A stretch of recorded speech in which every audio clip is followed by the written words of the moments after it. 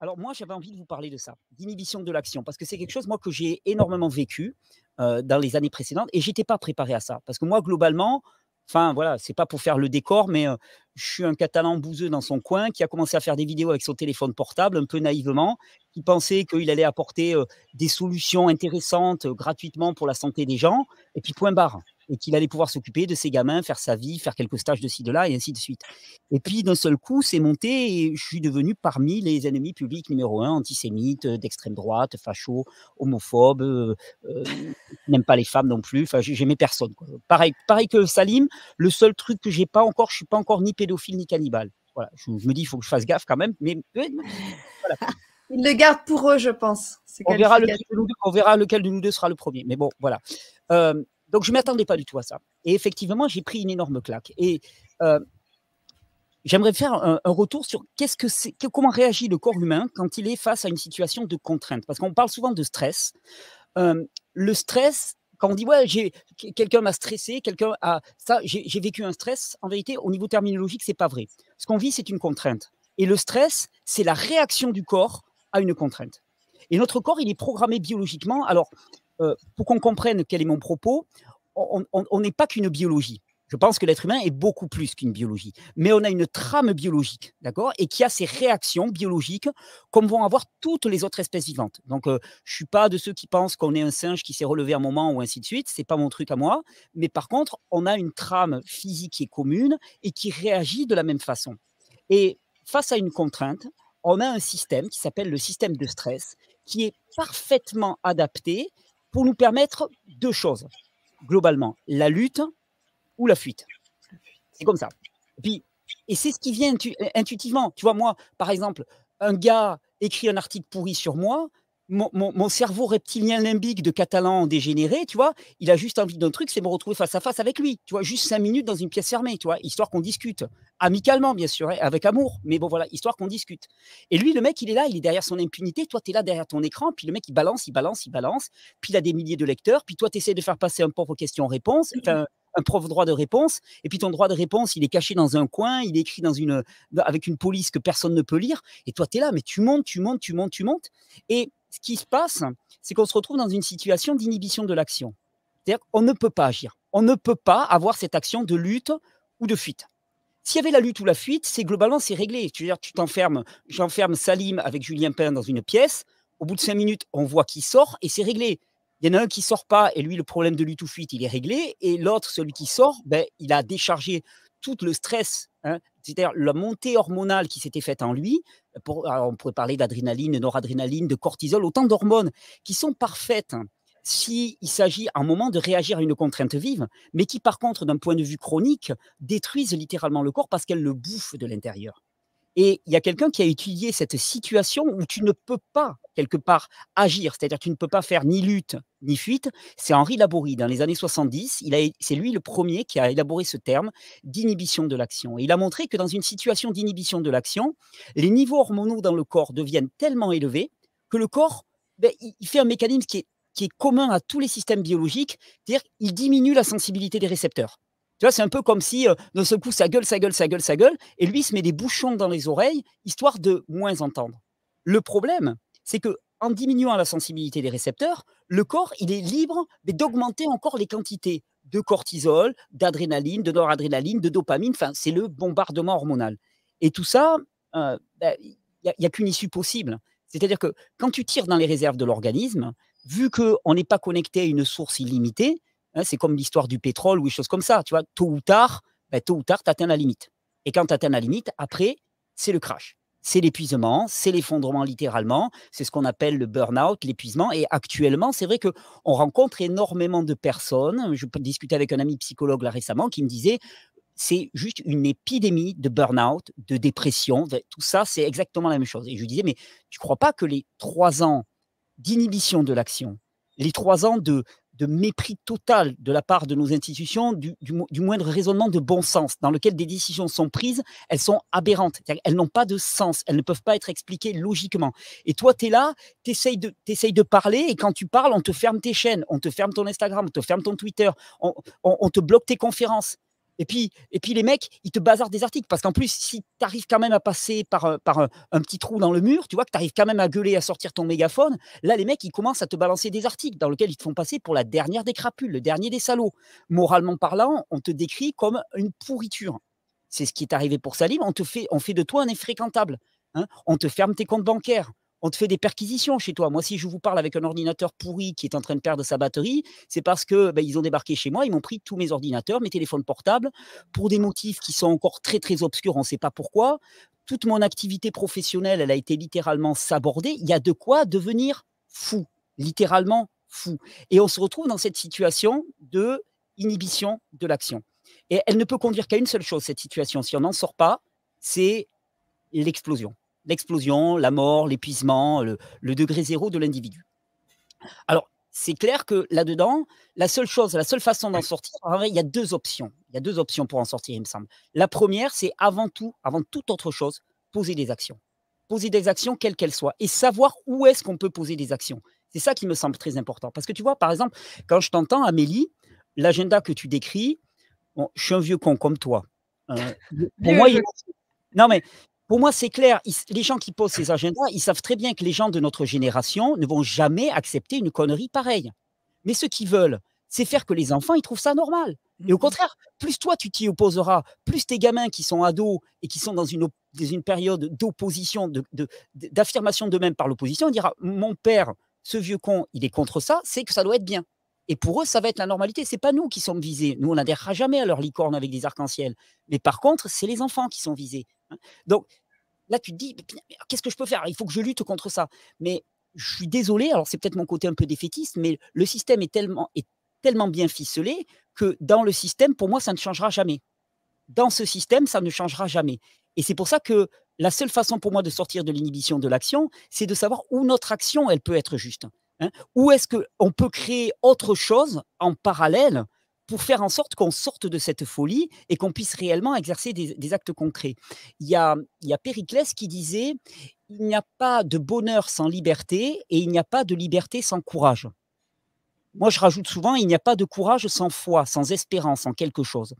Et pour moi, la seule façon de sortir de l'inhibition de l'action, c'est de commencer doucement à son humble niveau à créer autre chose.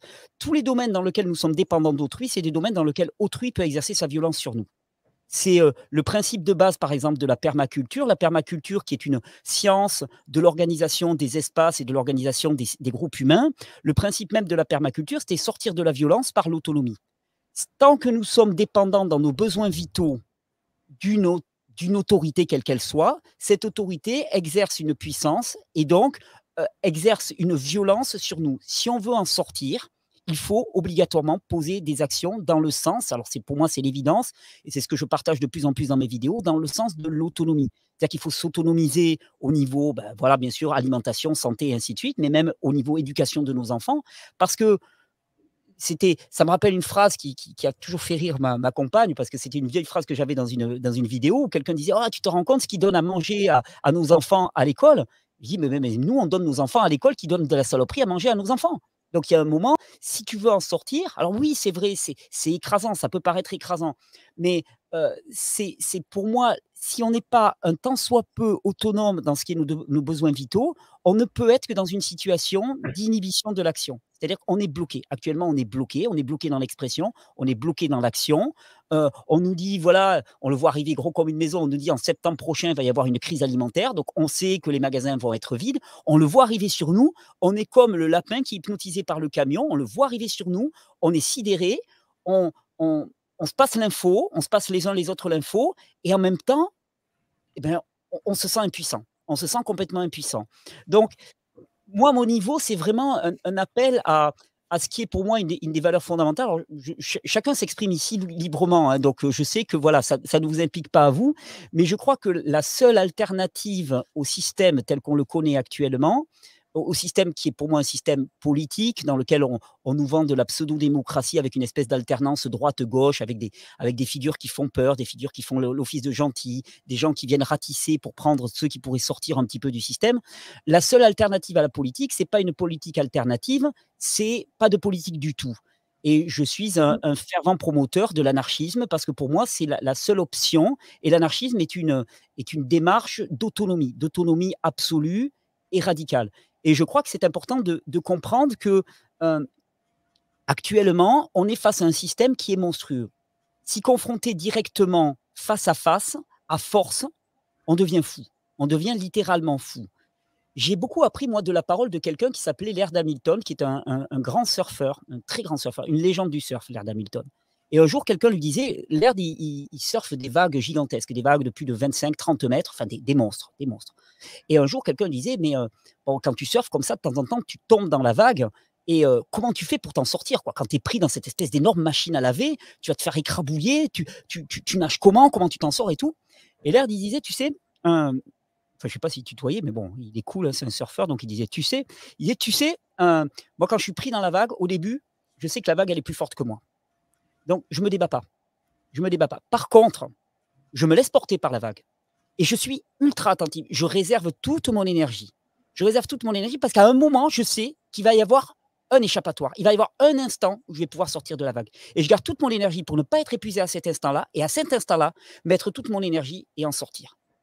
Je pense qu'actuellement, on est un peu comme l'ère d'Hamilton. On a pris 3 ans de vagues dans la gueule.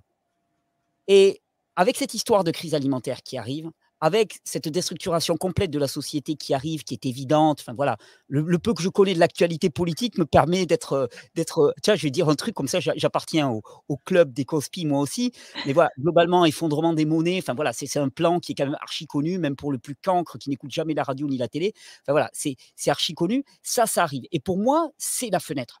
C'est la fenêtre pour arrêter de se masturber l'intellect à savoir si on est amoureux d'un pont, d'un nuage, et commencer réellement à produire sa bouffe parce que nos enfants sont en train de crever de faim.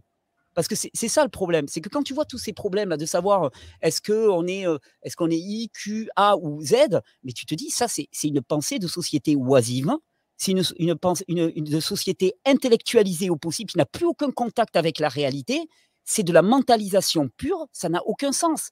Il y a toujours eu des gens qui avaient un côté féminin plus ou moins important et on s'en tape, quoi. On s'en tape littéralement. Soit qui tu es, soit ce que tu veux, on s'en fout. Mais va pas commencer à nous prendre la tête, à vouloir revendiquer. Tout ça, c'est vraiment une société oisive. Et je suis d'accord avec Salim quand il dit aussi c'est le signe d'une société totalement décadente qui arrive à sa fin. Et c'est là où je pense qu'il est hyper important. Alors, c'est absolument pas une façon de me poser en m'opposant à quoi que ce soit comme discours. C'est ultra important de montrer la folie de ce système. Mais je pense que c'est aussi ultra important de dire maintenant, il faut nager. Parce que là, il y a une fenêtre et il faut y aller. Il faut y aller. C'est quoi? Tu veux, on croit encore à des valeurs comme la propriété privée, des choses comme ça, qui, d'après moi, alors je suis peut-être un peu plus barré que vous, mais qui, d'ici peu de temps, dans un État qui sera complètement déstructuré, n'auront plus aucune valeur, n'auront plus de sens. Et pour moi, c'est vraiment le moment maintenant de penser vraiment aux besoins essentiels, c'est-à-dire la nourriture, la sécurité affective, la sécurité relationnelle, la sécurité de nos enfants, le toit, et de commencer à construire une résilience à l'échelle individuelle ou micro-collective qui soit l'ébauche d'une société, d'une vraie société, qui soit une société de micro-groupes organisés entre eux et qui laisse de côté ce système qui est en train de s'éclater. Nous, on laisse la vague géante continuer vers le rivage parce que de toute façon, au rivage, elle va s'arrêter. Et nous, on nage et on nage vers la direction qui nous sied et dans laquelle on pose des valeurs. Mais on ne peut pas poser des valeurs si on n'a pas un minimum d'autonomie et de liberté dans ce que l'on fait.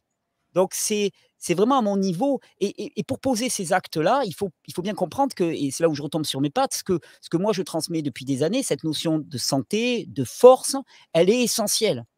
Une société de gens qui se sont pendant 3 ans passés à la moulinette, qui ont été dans une situation d'inhibition de l'action, c'est une société de gens épuisés. Une société de gens épuisés, c'est une société de gens soumis. Tu vois, ils ont fait ceci, ils ont décidé ceci. Il y en a encore qui se battent. Il y a encore des Salim, des Chloé, des Amélie et ainsi de suite. Mais je me dis, dans 3 ans, dans 4 ans, dans 5 ans, à quel point on ne sera pas complètement épuisé, écœuré. On a de la flamme, on a de l'énergie, mais on n'est pas surhumain, on n'est pas surpuissant. Et c'est aussi un appel à chacun d'entre vous à vraiment aussi penser à poser des actions en même temps que la militance, à vraiment se dire qu'est-ce que je fais parce que dans quelques mois, ça va vraiment cartonner. Et qu'est-ce que je fais? Et je ne sais pas si vous avez déjà goûté la jubilation qu'il y a chaque fois que dans son environnement, on fait un truc par nous-mêmes. Tu vois, mais simplement, tu vois, le mec qui, sur son balcon, commence à faire un petit jardin dans ses bacs de fleurs. Punaise, t'as tes graines et tout. Je te dis ça parce que j'ai croisé un copain il y a pas longtemps et il me partageait la joie qu'il avait eue à faire germer ses tomates et tout ce que tu veux. Il disait: «Mais ouais, parce que là, tu C'est vrai. es réellement en train de reprendre du pouvoir. À ta petite mesure, tu es en train de reprendre du pouvoir et là, tu es en train de faire, pour citer un ami là, Michael, un fuck céleste au système, mais que tu peux même pas imaginer. Tu t'en affranchis complètement. Les mecs, ils te vendront plus leur merde. Ils te vendront plus leur merde en termes de bouffe. Et puis, si tu arrives à t'organiser pareil avec tes enfants ne seront pas lobotomisés par un discours qui les conduit effectivement à la dégénérescence et à la décadence. Et puis, plus tous les secteurs de ta vie où tu vas pouvoir t'autonomiser, c'est les secteurs dans lesquels tu vas poser ta force, tu vas poser ta capacité à décider pour toi-même et tes proches des valeurs qui sont les tiennes. Et c'est pour moi le seul chemin qui peut nous permettre de sortir de cette espèce de folie dans laquelle on est enserré actuellement.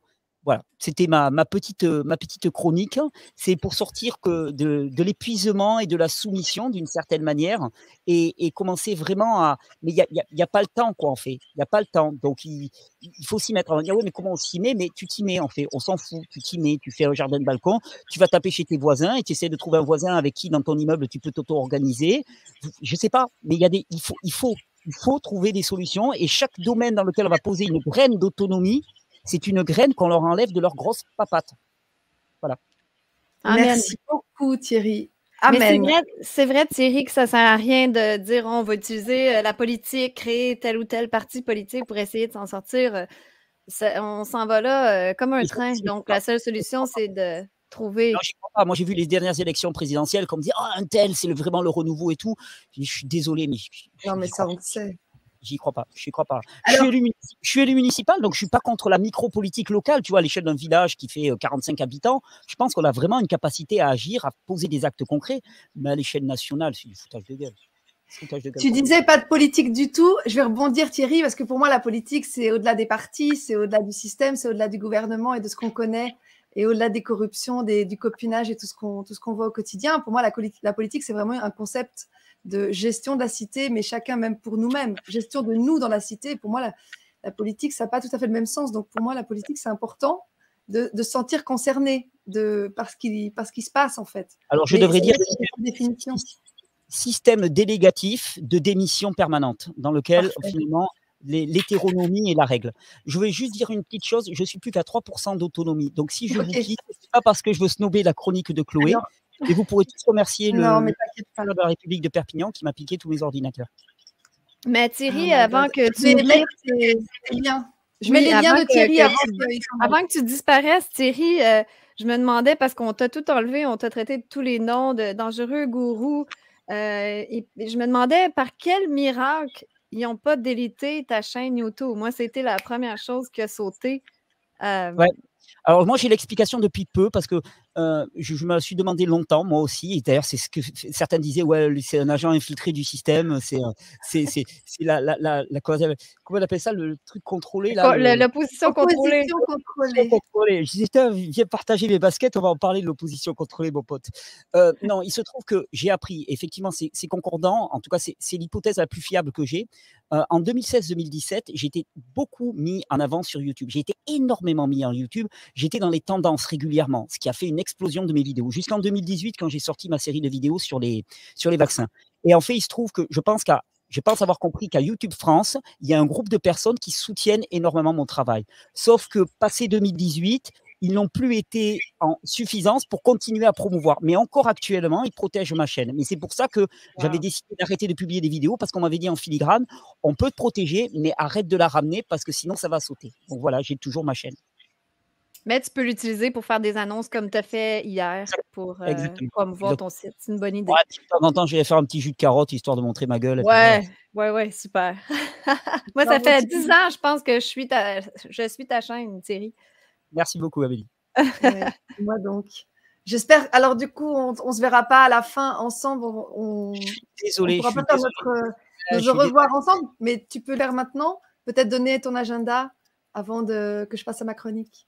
Ah ben, mon agenda, c'est demain matin arroser mes arbres fruitiers parce qu'il s'agit qu'ils donnent bien et actuellement, ils sont en train de bien pousser, m'occuper de mes tomates, m'occuper de mes enfants Et puis, à titre personnel, voilà, de continuer à développer les vidéos. Maintenant, j'ai repris le travail en vidéo, mais sur le site Régénère, histoire que personne ne puisse me couper ma chaîne, parce que ça commence à me fatiguer, quoi. J'ai pas envie de reconstruire encore. Donc, voilà, et c'est mon agenda.